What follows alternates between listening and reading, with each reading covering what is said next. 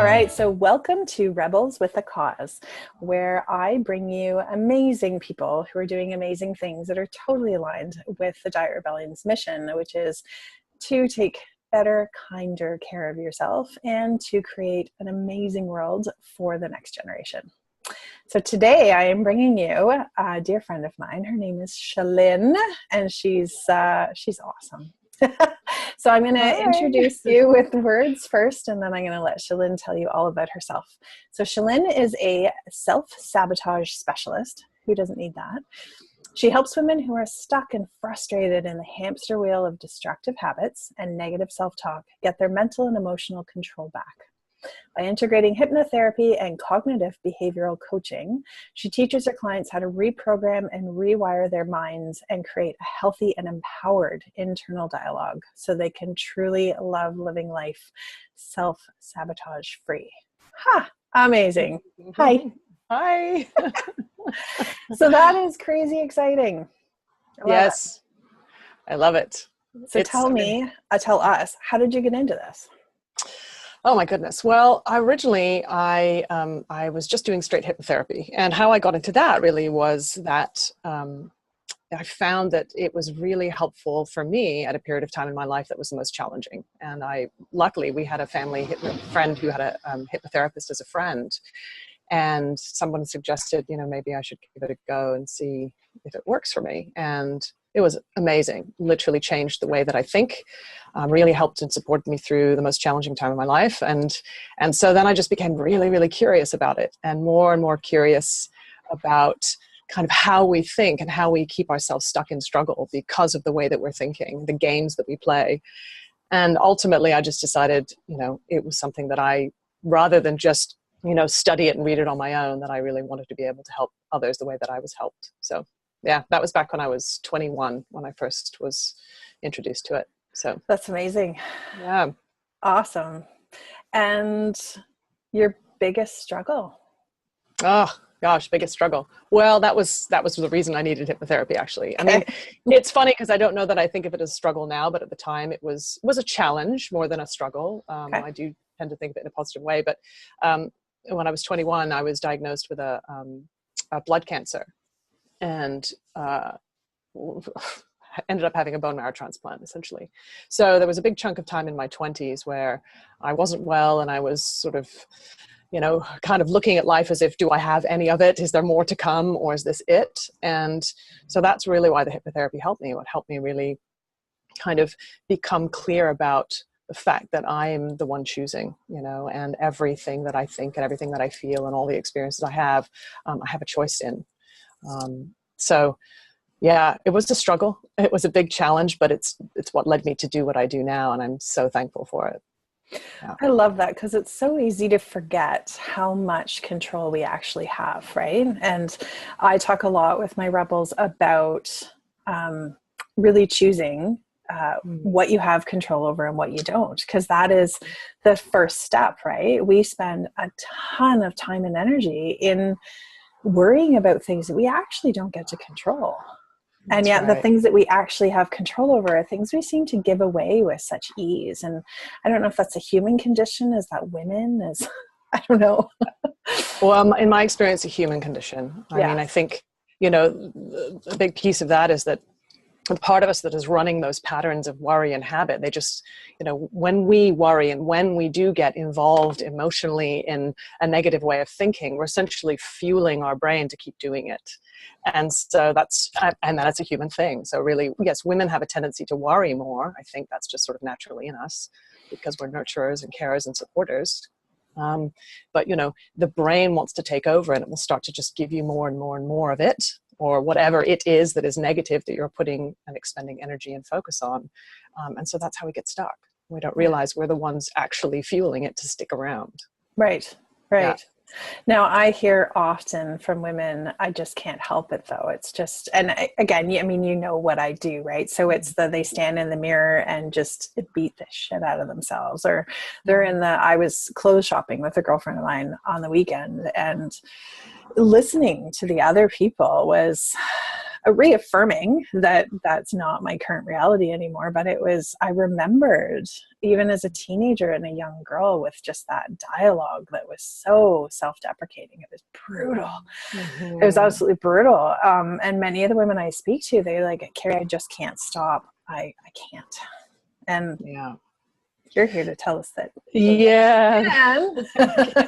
Well, and the first step there is taking ownership and responsibility, honestly. I mean, it sucks to hear it, but we have to take ownership and responsibility for the fact that we're doing that to ourselves. And, sabotage feels like it's being done to us and that we're a victim of it, but we're not. We're the ones doing it. And to really get that, to become really clear about that, is a challenge. It is, but it does take being able to sort of forgive yourself, to love the fact that this is more about what your brain is doing and the function of your brain and less about you as a person. And that's one of the big pieces that I talk to with my clients. It's like to be able to recognize that the brain has a way of functioning that will feel like you're a victim, but really you're in charge of it. You're the one that set it up. You're the one that continues to give it power and energy. And as soon as you can understand that, you can sort of disassociate yourself emotionally a little bit. Now, I'm not saying emotions aren't important, but that's what keeps us stuck. So the more emotion we give it, the more sucked into it we become, the more we believe that, and then we continue to do it. So I have to take responsibility and ownership for, this is me beating myself up. If this feels crappy, I must learn to stop, and Right. I can't stop isn't the truth. That's one way that the pattern and program keeps you stuck. It leads you to believe that you can't stop doing it, even though you really can. So now, one of the things I've seen, because again, it's why I'm interviewing you. We are so aligned this way that it's, own what's yours and give away what's not. And one of the things that does come up, because again, I talk a lot about how, our children are watching. So if we're standing in front of the mirror, or we're at the grocery store, or we're standing in the kitchen and we're talking about how awful our bodies look and how guilty we feel for eating, and like we're teaching them the behaviors that we have learned. And then the mommy guilt kicks in.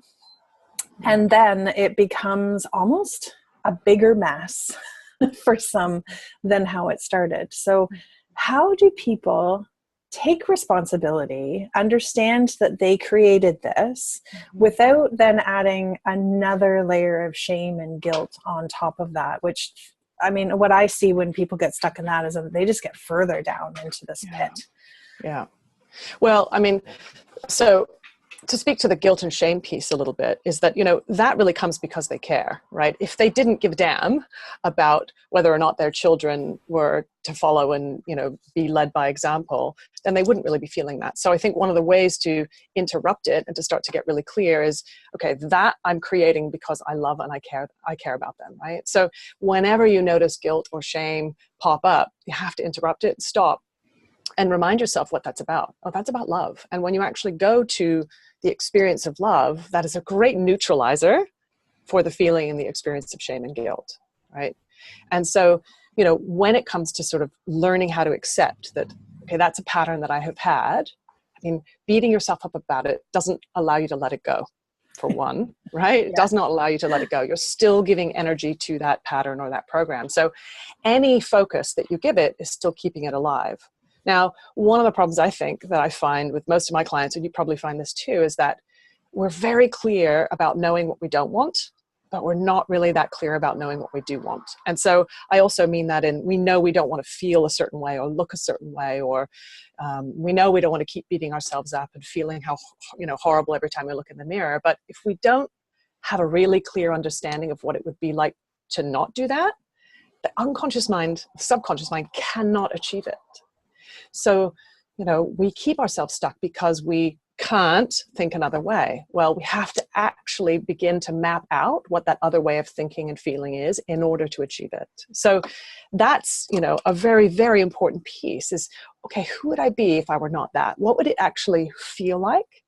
Would it be like in my body? How would I be thinking? How would I be following through? What my internal dialogue would be in the positive, as the person that they really ultimately want to be, and become really, really clear about it. And to the point of like, how does my body move? How do I brush my teeth in the morning when I am this me?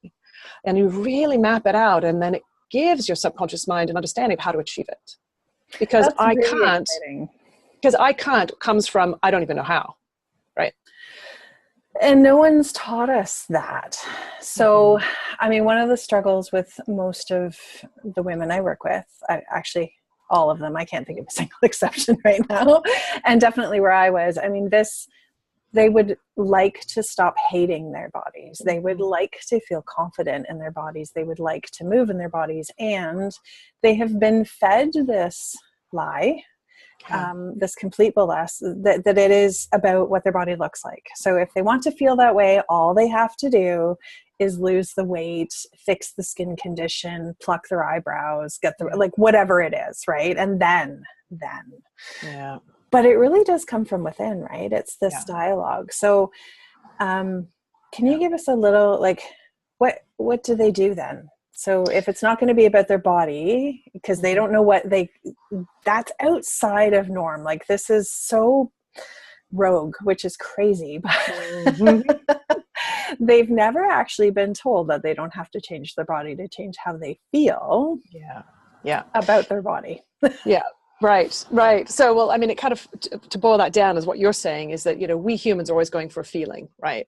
And so, to my point, we go for the feeling first, right? Because everything that's going on in your body is being heard and is being understood. Every thought we have is some form of an instruction. It's some direction. And so when we're thinking in the negative, when we're having these negative dialogues with ourselves, every part of us is listening. Your body ultimately is listening. It might just take a little bit longer to catch up, right? And so, being able to take charge of the conversation and recognize my body is ultimately following. This might take a little bit of time, but the kinder that I am to myself, the more likely it is my body is going to follow, because it would be rather like bad-mouthing your best friend repetitively and then saying, hey, you want to come out to dinner and go shopping with me? Your friend's going to be like, hell no. You've been so mean. Why would I do anything you want to do? And so in the same way, when you become aligned with your body, lovingly and kindly, it's more likely to follow along in a loving and kind way and actually do what it is you want to be experiencing and create the whether it's shedding weight or simply being more comfortable in your body, it's more likely to feel that way for you because you're in line with it. You're loving it. You're kind to it. And so I tend to find that a lot of my clients, if I'm working with them to shed weight or to become more comfortable in their body or to be more aligned with food, they get a little frustrated when I say, okay, we have to change the dialogue first because that's ultimately what's in charge. Yeah. I mean, I've had a lot of clients come to me who have had like gastric bypass surgery and they're frustrated because they've shed the weight, but the dialogue never changed. Mm-hmm. So they're still in battle. They're still in a struggle. And that's so unfortunate. I feel very confident that that's why the recurrence of weight gain is so common, even amongst the surgeries. Yeah. In my own experience, when I've worked with women first, and then they've had the surgery, those are the women who are still 5 years later maintaining the weight loss that occurred from it. And it's because of it's the relationship with their body and their food changed first. And then they were able to keep going. Yeah. Well, it's interesting. I mean, how I figured that out was getting cancer. And I had, like 11-month period of time where I was waiting to find a bone marrow donor. And that was all. I was being supported by blood transfusions. And in my head, you kind of hear fight cancer, beat cancer. And I realized, luckily, fairly rapidly on, that if I was fighting cancer, I was fighting myself. My body wasn't, to me anyway, wasn't going to be aligned in the healing process the way that I wanted it to because we were in a battle. I was angry at it because it was sick. And so we had this push, pull. And it wasn't until I had that realization and thought, hang on, everything softens when you share love. Everything becomes easier when you share love. Every single person wants that. And so do ourselves. So does every organ in our body. And the more love and kindness we can show ourselves, the easier everything becomes. There isn't a need for a battle or a fight. And so that for me was I stopped fighting cancer and I started loving it. And people were like, what? You love cancer? And I'm like, well, I don't love cancer, but cancer is what's happening in me. And it is me right now. So I can fight with it and be angry at it and, be in this daily, awful dialogue, or I can love and I can soften. I love it. And Yeah. So that was a big piece of me recovering from my eating disorder and continuing the moving forward, as I started to appreciate what it was doing for me. Because we so often forget, especially in behavior, there's a positive something. Otherwise we wouldn't keep doing it. If it was yeah. purely, truly a terrible, negative, only awful experience, we would not keep doing it. Yeah. And when I finally started to go, okay, binge eating, what's this about? Thank you for showing up. And now and my body image and all of that, it's been such a huge gift. And people think I'm psychotic when I say that, especially at the beginning. But again, it was the bringing the love into it, softening it, asking better questions. And wow, the transformation was incredible. And it's so beautiful to watch it with other people. Yeah. So I think it's amazing that at 2021 is when you had the ability to see that. Like, that's amazing. Yeah, I actually feel really blessed that that happened as young as it did for me. Yeah. But you know, I remember thinking of anything like that prior to getting diagnosed. If anything ever like that had happened to me, I really saw myself like curling up in a corner and dying, you know, out of just, there's no way, I thought there was no way I could ever manage or handle anything like that. But, you know, the truth is when we were presented something like that in life, we rise to the occasion almost inevitably. And I think that the fact that I had this big chunk of time between being diagnosed and actually having the bone marrow transplant was a beautiful gift, because in that time I started seeking and soul searching and getting in touch with my body. And I had, you know, all day, every day, I couldn't work or anything. So I just spent time in dialogue. Okay, let me talk to my body. Let's have a conversation here.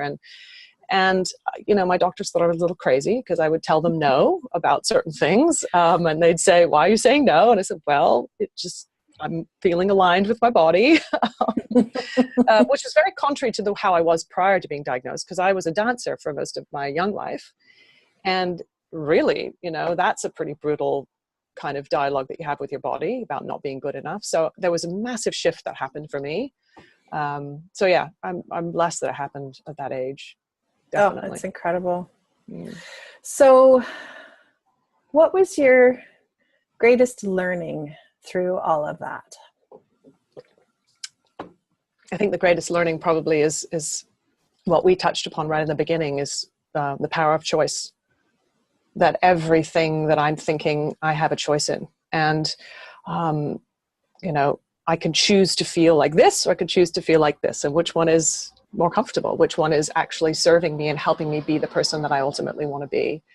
And we can get lost, you know, in struggle without realizing that there's a part of us that chooses the struggle, you know, and there's nothing wrong with that. We just need to become mindful of it. And the more mindful we are, the easier it is to sort of take that responsibility. Like, oh, I'm doing this. Okay, well, maybe I want to wallow for a couple of weeks, you know, well, let me at least be clear that I'm choosing that.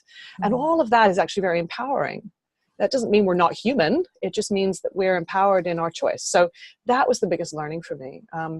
It still comes up. I mean, I'm human, right? I mean, we're easily, you know, pulled away into thinking other ways. But as long as you can continue to come back to, hey, what am I choosing? And which me is choosing? And I think that was one of the big pieces for me, was I started to discover that I had a clear sense of the person that I wanted to be. And that also changes as I, you know, get older, but that I could ask the question, which me is choosing right now? I'm choosing to feel this way, or do this thing, or experience this experience. And what meaning am I giving it? Is this one that feels aligned with who I choose to be? And if not, then how do I align that? How do I choose differently? So Love it. yeah, that's incredible. I love that. Yeah, in my program, we talk a lot about the bully, so that she's that voice, and she has a purpose, you know, and I see her sort of as that left brain who's trying to protect. She's going, whoa, whoa. And, you know, being fat in today's world, and whether fat means size 8 or size 28, because it's how you feel about it, that voice is there to protect us. And we know that being fat in today's world is not safe, right? It's I mean, we just experienced this in our neighborhood with kids playing at the house, and one of them called another one fat, and the power of that word is incredible. So it was a very cool teaching moment. It was a little uncomfortable. I kind of lost my mind a wee bit to begin with, but then we all came together and it was beautiful, and we all shared what we like and appreciate about one another, and the kids were crying, and like it was, but like out of love, right? And it was really amazing to watch it, even at such young ages, how it's so much easier to sling the insult than it is to say something kind and compassionate and thoughtful to someone. And how much it evoked in them. And it was like, it ended up being such a very cool experience, right? But in the moment, it was overwhelming. So that voice being that bully, and I like that, where you can go, okay, wait, who's making the decisions here? Who's leading this? Is it her or is it me? Because even though she's part of me and she brings my history and my lessons, she is not, in fact, me. And that's cool. Yeah. And actually, as you say, talking about this part of you, one of the things that I do with my clients is we do work with that part of themselves to actually have that part give you the information as to why it's continuing to run the pattern the way that it's running, or be the bully the way that it's being the bully. And inevitably, it's always got a positive intent.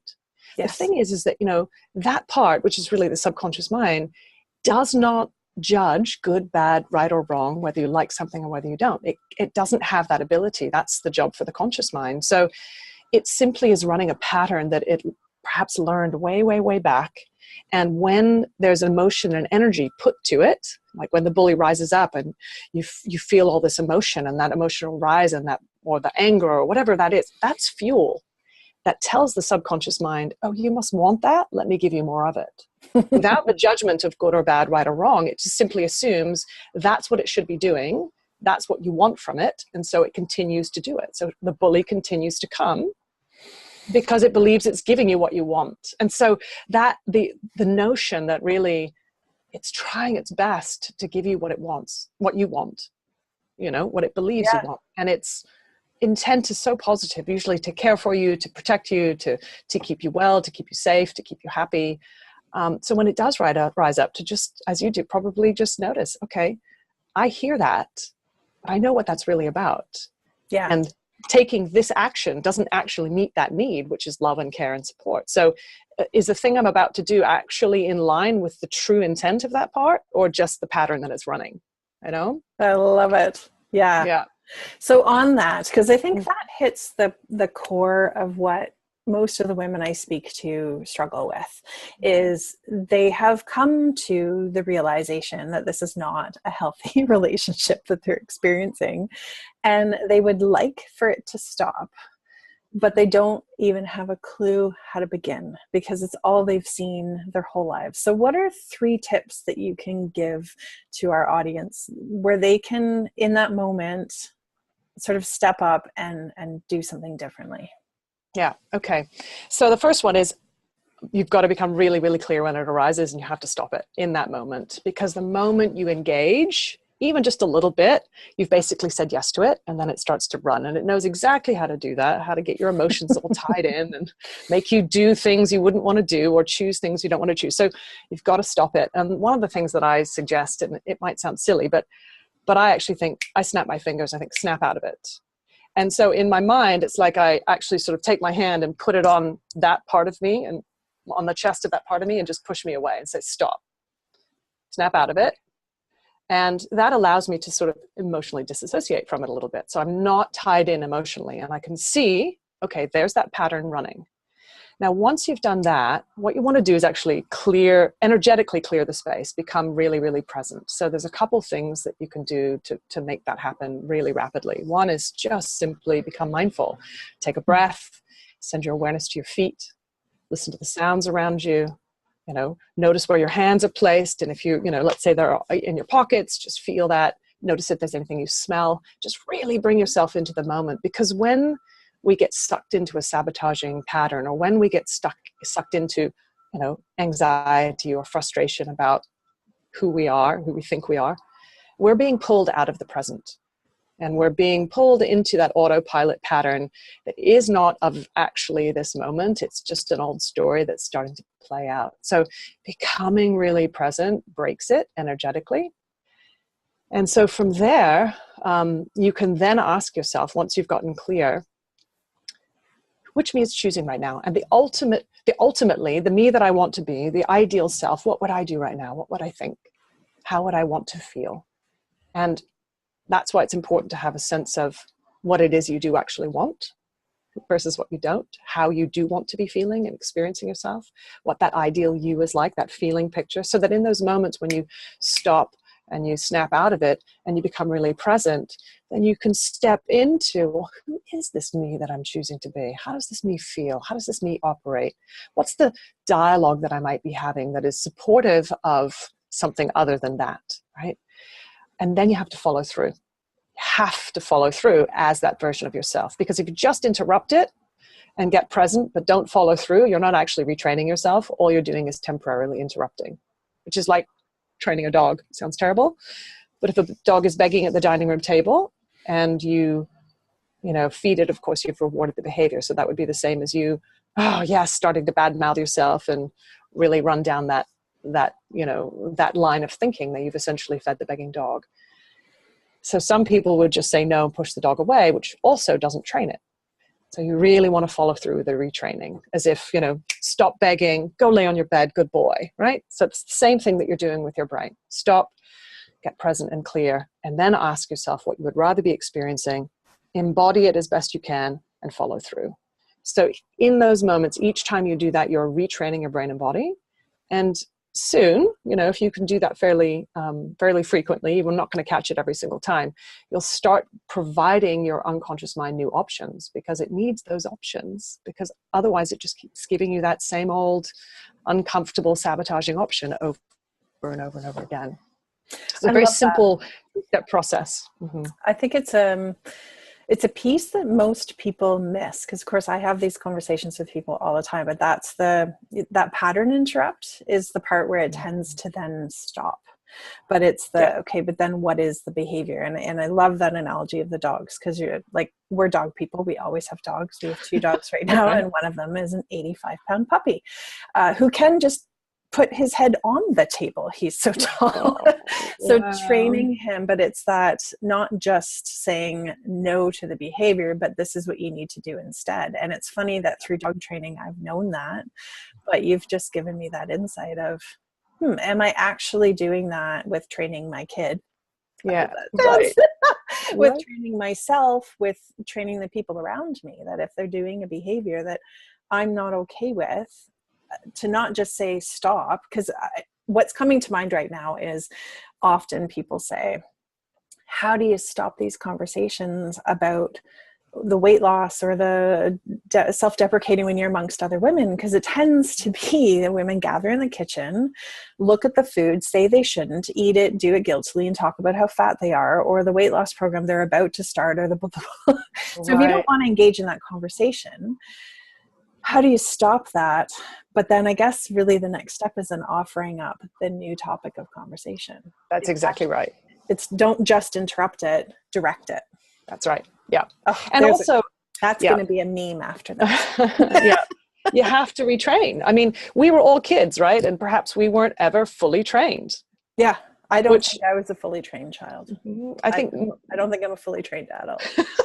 Neither am I, mind you. It's a learning process. Well, and this whole thing is a learning process, because, I kind of, even though I do this myself and I have my clients do this and it works really, really well, there are going to be times where we won't catch it. Yes. And we might catch it 20 minutes into a binge or 20 minutes into a shopping spree. And that's a moment still, even in that moment, you have to stop. Oh, there it is. Move it aside. Get clear and present, and then ask yourself, hey, the me that I really want to be, how would this me choose? How would this me think? And how would this me feel? Without getting angry. Because the moment you get angry and the moment you get frustrated, guess what? You're looped right back into that pattern and you're in it again. So I laugh about it. Very sneaky. We lost you. Don't worry. We can pull you back over here. That's right. I'll find a way. Brutal. Carry on. So, so one of the ways that I think about it, and this is the laughter is really the key part of the key here, is that I think about it very much like moving my silverware from one drawer in the kitchen to the other, for example, right? Like I know where I moved it. I did that consciously. I know exactly where it is, but I'm going to reach for a spoon at least 20 or 30 times in that other drawer out of habit because my brain has been so well trained. So that's another piece of it too, is to start to recognize, oh, hang on a minute. My brain is so skillful that it follows through so well on this sabotaging pattern. Imagine as I start retraining it for the positive, it's going to follow through on that. I'm actually going to be excited about that, not just, wanting something different, but I'm going to be really excited about it. So the more energy you put to the new pattern, the easier it is for your unconscious mind to pick up and run with it. So think about it rather like moving silverware from one drawer to the kitchen, laugh about it. Like you wouldn't beat yourself up about that, right? You wouldn't stand there and be like, I'm such an idiot. I don't know where the spoons are. No, you would let it go. Yeah. You'd laugh about it and you'd let it go and you would think nothing of it. So that's the key, is to laugh about it and think nothing of it. Just get clear about what you do want, put the emotion and energy to what you do want, and follow through. I love it. And that's how the subconscious mind will learn. It needs to learn, has to be shown, because it cannot assume unless you give it instruction. That's awesome. And the repetition side of it, and understanding that, yes, you're going to keep going to that other drawer, and that you could be totally going to the right drawer for years, and then all of a sudden one day find yourself looking for a spoon in the other drawer. That's exactly right. Just, you might find yourself back in the food, or you might find yourself beating yourself up in front of the mirror, and you just go, that's funny how I landed there today. Mm-hmm. Okay, we're just back over here. Yeah. Right. I love it. It takes so much pressure off, because this feels so big and intimidating and overwhelming. And, I think one of the analogy I use is it's sort of like a safety blanket or a mug, your favorite mug, and you just keep picking it up. And then what we do is we go, why did I pick it up again? Oh, I should have. How did that happen? And we spend all this time on it, and we just put it down. Like just keep putting it back down, and you might pick it up 20 times today, but you can actually just keep putting it down. Yeah. So and that putting it down, as you say, that's just, there's no energy, there's no pressure to it. It's just put it down. And that is what the subconscious mind will then start to let it go, because if there's no emotion and energy put to it any longer, why would it continue to give you that option? It won't. It'll start to look for somewhere else you're placing so much energy and pick up that as the new option. I love it. Yeah. I love it. So actually, there's one more tool that I'll share with you. Thank you. And in fact, this one I love, and it's fantastic for all sorts of things. It's a fantastic interrupt, as you say, like a pattern interrupt, but it will take apart anxiety. It'll take apart worry. It takes apart what you might be feeling as heightened emotion in your body. But it's a fantastic way to interrupt a craving or an urge, because those, I don't know whether you teach this, but they only last about 90 seconds when you're in the peak of it. And so if you could ride that out, you usually will feel something different at the end of it. So this is something that you can do in those moments, but it's a bilateral hemispheric stimulation exercise, which sounds... Those are really big words, Shalynn. Much fancier than it really is. But essentially what you're doing is you're stimulating one hemisphere of the brain after the other in rapid succession. And so when you do that, it causes the brain and body to be very present doing this activity. So when your brain is involved in this, it will start to look at where it's placing other focus and other energy that isn't actually important, because what's important to the brain and body is to continue to do this exercise. And so it causes the body to relax. It causes the mind to disengage from whatever it might be spinning on. It takes away some of the emotional bite to it. And it will give you the perfect opportunity to sort of clear the space and then ask yourself, okay, who am I choosing to be? And how does me follow through? So what you need is just an object, any old object. I happen to have a beautiful crystal ball here, but any object whatsoever. Tea light. Oh, there you go. I don't know if you can you see my hands or my arms? No. You might need to stand up. Yeah. Then we're going to lose your face, but that's okay. Oh yeah, you don't need, hold on, let's see here. So any object whatsoever, and it's really about passing an object across the midline of your body. Okay. And so really all you'll be doing is swinging an object from hand to hand. Yeah. And please don't anybody get hung up on the object, literally anything you have around you. This is It's really seriously great. a little tea light that's got a little, yeah, it works. And so as you do it, the brain and body, as you keep at it, will start to recognize, all right, this is where all the focus and energy has to go. Even though it feels very simple, your brain is figuring out where to put the other hand in order to catch that object. So there's quite a bit of work that's happening for your brain. The tactile element gives the body something else to, be experiencing. Now, if you're feeling a lot of emotion when you do this, let's say you have heightened emotion or you're having anxiety or anything that's up in your chest area, what you'll notice is it generally will cause a big breath to happen and a release to happen, because your body just cannot maintain holding that amount of energy. So it begins to let it go, particularly if that energy isn't really of the moment, right? If it's anxiety or worry, you're worrying about something, so you're projecting to the future or you're thinking about the past that's not of right now. So we'll have to release and let it go. Now, it has a lovely self-hypnotic quality to it, actually. So one of the other things that happens is if you keep at it, your brain wants to take in less information, less stimuli. And one of the ways we do that is by looking around. So it'll generally cause you to start staring at a spot and sort of zoning out. Sometimes it makes you want to close your eyes, which is fine too, because all of those things that are unnecessary are being eliminated. So your body relaxes, you calm down, and you start to lose that focus, that intense focus of whatever it was that you were fixated on or worrying about. Now that, once you've kind of cleared that space, that's when you can say to yourself, hey, who would I rather be? Make a heart-opening decision versus a heart-closing decision. And that's one of the ways that I like to think about it. Like, is this thought that I'm having heart-opening or heart-closing? Is this thought, or this choice I'm about to make, does that open me up to feel good, or does that close me down and make me feel awful? So, yeah, really simple exercise. I love it. Well, because, so you shared this with me, I don't know how many years ago, when we were in Hawaii, and you've met my little guy, and he's got ADD, and probably he gets pretty wound up, and he's pretty courageous, but he gets pretty scared. And so you were like, well, just toss a ball back and forth or something. And so this is something that we have done regularly, and the little bouncy balls that get put in every loot bag and have no purpose. Except that they now work really well to be that thing. And so for going on, we recently used it going on a roller coaster, and it was a bigger one than he'd ever been on before. And so standing in line, we were just doing this, and he just was able to then chat with me and not get too loopy about it, and then get on and go. And it was really, really cool to watch. Nice. And I talk with all of my clients about the power of the pause. And for more tactile people, or I think, because sometimes just being present and focusing on the breath is a really intense exercise. And because what it does is it brings that the intensity of the emotion and how busy the brain is right up front. So I always joke that meditation is my uncomfortable training, because it has me witness how crazy I am.